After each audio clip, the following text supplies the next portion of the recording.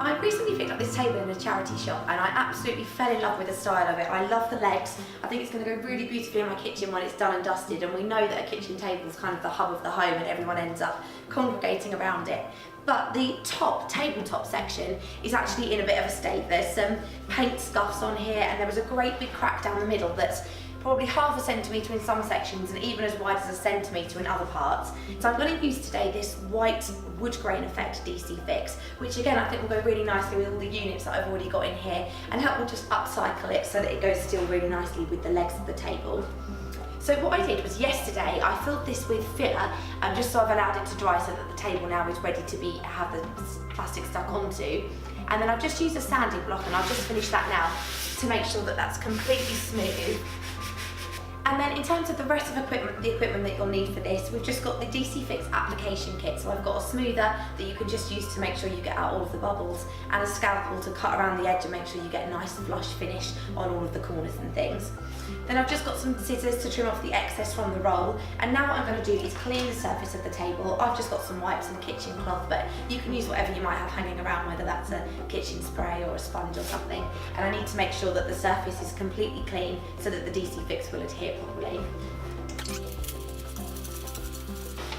And then just drying it off so again it's ready to have plastic stuck onto it. So the roll itself I'm going to wrap all the way around the edge of the table. There is the option, if you wanted to, you could use the scalpel to trim it so it just sits purely on the table top. So just rolling that over and checking that I've got enough overhang to wrap underneath the underside. It's also worth noting I'm using a wood grain effect and this has got a directional grain going across it. So maybe if you were using something that had a motif or something like that, it wouldn't be as important, but just do check if it's something that needs to be travelling in the right direction, just confirm that you have got it going the right way.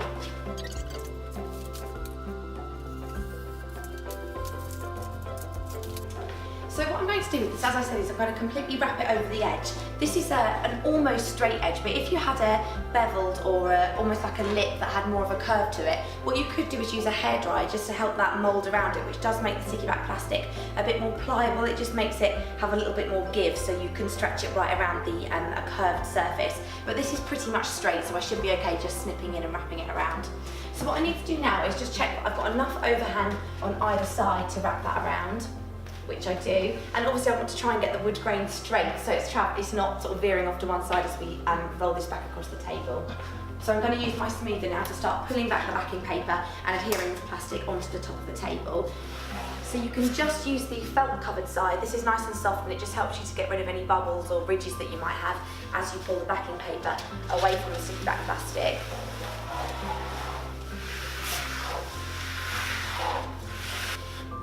So you just use the smoother to push any bubbles right to the edge, and then that allows the air to escape. So if you've got one right in the middle, you just kind of go to whichever side is nearer and just come down to eye level, so sometimes you can spot a bubble that you might not have seen otherwise.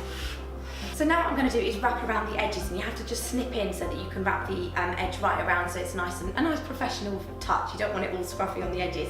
So I'm going to start with this corner around here, and I'm just going to use my scissors to trim in. And then again, using the smoother or your thumb, you just need to get that nice and flat on one side, and you can wrap that around. And then the second side, you wrap around and then just use the scalpel to trim off the excess. So that's it, job done. I completed those other three corners and that's all spick and span. I absolutely love this white wood grain effect. I think it goes really beautifully with the kitchen and kind of ties in with some of the accessories that we already had in here. I'm really, really pleased that we've managed to upcycle that from a scruffy old table to what I think is now a very nice piece of furniture.